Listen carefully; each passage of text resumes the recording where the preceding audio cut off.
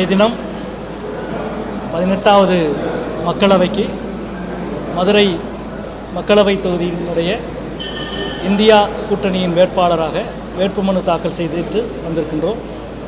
என்னோடு நம்முடைய மாண்புமிகு அமைச்சர் பெருமக்கள் அண்ணன் மூர்த்தி அவர்களும், அண்ணன் பிடிஆர் பழனிவேல் தியாகராஜன் அவர்களும், சட்டமன்ற உறுப்பினர் அண்ணன் கோ தளபதி அவர்களும், அண்ணன் கார்த்திகேயன் அவர்களும் வந்து இந்த வேட்புமனுவை தாக்கல் செய்திருக்கின்றோம்.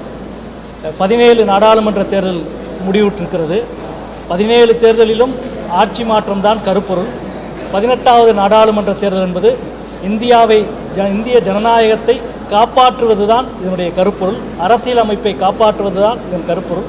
எனவே இந்தியாவை காப்பாற்ற ஒரு மகத்தான கூட்டணியை இந்தியா என்ற பெயரிலே உருவாக்கியிருக்கிறோம். தமிழ்நாட்டில் நமது மாண்புமிகு தளபதியார் அவர்கள் தலைமையில் திராவிட முன்னேற்றக் கழகத்தின் தலைமையில் உருவாக்கப்பட்டிருக்கிற இந்த கூட்டணி மகத்தான வெற்றி பெறும்.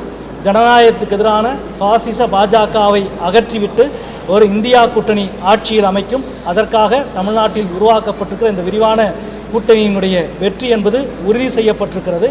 அந்த வெற்றியை மேலும் வலுப்படுத்த திராவிட முன்னேற்றக் கழகத்தினுடைய தேர்தல் அறிக்கை வந்திருக்கிறது, நீங்கள் பார்த்திருப்பீர்கள்.